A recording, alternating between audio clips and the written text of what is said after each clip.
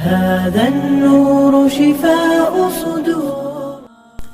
به نام خداوند بخشاینده و مهربان نهایت با رحم. اما بعد، السلام علیکم و رحمت الله تعالی و برکاته. برادران و خواهران عزیز و پدران و مادران مهربان، موضوع امروزه ما چرا گوشت خوک حرام گشته است. انسانیت پیش از همه درباره آن چیزی که خداوند حرام گردانیده است و آن چیزی که حلال گردانیده است باید برخوردار باشد تا در زندگی به اشتباه راه ندهد. خداوند خوردن گوشت خوک را حرام کرده است که حکمت‌های بیشمار دارد. همچنین این گفته‌ها قبل از این در قرآن هم آمده است که بعداً ذکرش را می‌کنیم.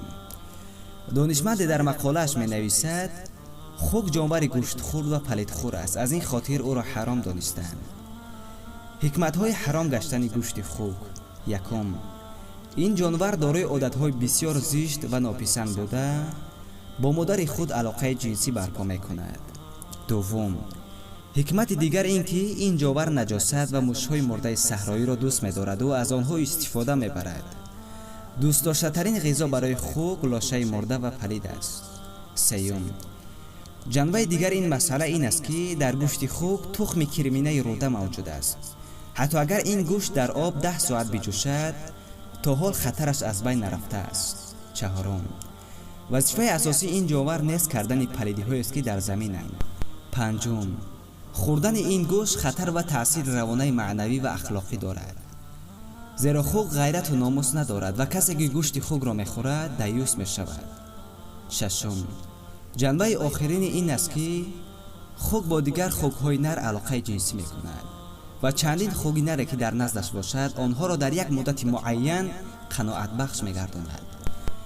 در این مسئله کرکرانه نظر نکنید، زیرا استفاده گوشت خوک در تولد فرزندتان خطر دارد، زیرا فرزند خوب و صالح را از لقمه حلال میتوان دریافت. بین مردم دهات عقیده وجود دارد که گویا روغن و یا گوشت خوک گرمی بیشتر دارد که همه این سفسطه های بر دروغند. یک نکته را نباید فراموش کرد که هر چیزی که خداوند حرام گردانیده است در او شفا موجود نیست، که این با دلیل های 1400 سال پیش اثبات شده است و حتی فروختن آن و پول آن نیز به سندهای قوی حرام گردانیده شده است. پیغمبر صلی الله علیه و سلم می‌فرمایند خداوند هر چیزی را که حرام کرده است پول آن را نیز حرام کرده است. روایت احمد و ابو داوود. از جمله شراب یعنی می، گوشت خوک، تماکو، سیگار که به مفکوره آدم تأثیر می‌رسانند شاملند. پس مردم به این عقیده باشند که گوشت خوک یا چیزهای در بالا ذکر شده شفا یا گرمی دارند، پس عسل یا گوشت گوسفند هم گرمیشان دوچند هستند. پس چرا مردم یا بیماران از حلال کرده های خداوند استفاده نمیبرند؟ خداوند از حرام بودن گوشت خوک در قرآن خبر میدهد. خداوند حیوانهای خودمرده را و خون و گوشت خوک با آنچه به نام غیر خدا هنگام ذبح بر آن گفته شده باشد و به نامهای بت‌ها و شبیه آن سر برده باشد حرام کرده است. سوره بقره آیه 173. معلوم می‌شود که یکی از آن ناپاکی‌هایی که در آیه مذکور حرام دانسته شده است این گوشت خوک است. باقی خدا نگهبان خواهران و برادران اسلامی باشد. السلام علیکم و رحمت الله و برکاته.